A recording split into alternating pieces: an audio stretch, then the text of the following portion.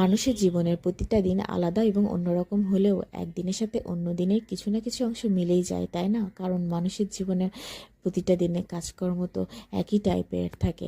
Hello, আসসালামু আলাইকুম everyone, আশা করছি তোমরা সবাই ভালো আছো।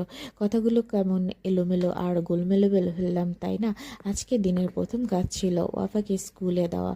ওয়াফাকে স্কুলে দিয়ে আমি আমার বোনের ছেলেকে নিয়ে চলে গেলাম ওর প্র্যাকটিক্যাল এক্সামের স্কুলে, যেখানে ওর এসএসসি শেষে প্র্যাকটিক্যাল এক্সাম হচ্ছে। যাওয়ার সময় রাস্তাঘাটে গ্রীষ্মকালীন ফলে ভরপুর ছিল। রাস্তাঘাট দেখতে দেখতে পৌঁছে গেলাম সেই স্কুলে। তারপরে আমি ওকে এখানে নামিয়ে দিয়ে চলে গেলাম পাশেই কিছুটা দূরে একটা নার্সারিতে। এই নার্সারিতে আমি প্রায়ই আসি, এখান থেকে টুকটাক গাছপালা আমি নিয়ে যাই মাঝে মাঝে।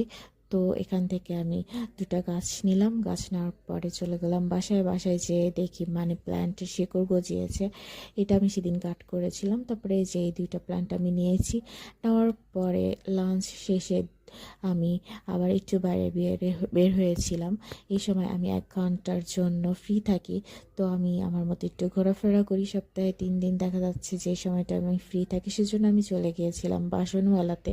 এখানে আমি মূলত গিয়েছিলাম মিনি হান্ডিগুলো দেখতে, কিন্তু এখানে যাবো আর মগ দেখবো না সেটা কিভাবে হয়, সেজন্য মগগুলোও দেখতে লাগলাম।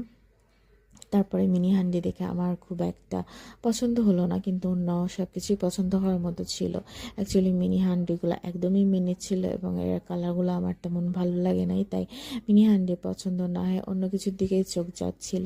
সেই জন্য আমি এগুলোর বদলে অন্য কিছু নিয়েই চলে আসছি। তারপর এই যে এখানকার এই বোলগুলা সাইজ আমার খুবই পছন্দ, এই মগটাও আমার ভালো লাগতেছিল, তাই দেখতেছিলাম। তারপরে এখান থেকে কিছু না কিছু পারচেস করে আমি অন্য কাজকর্ম সেরে তারপর বাসায় চলে আসি। আল্লাহ হাফিজ।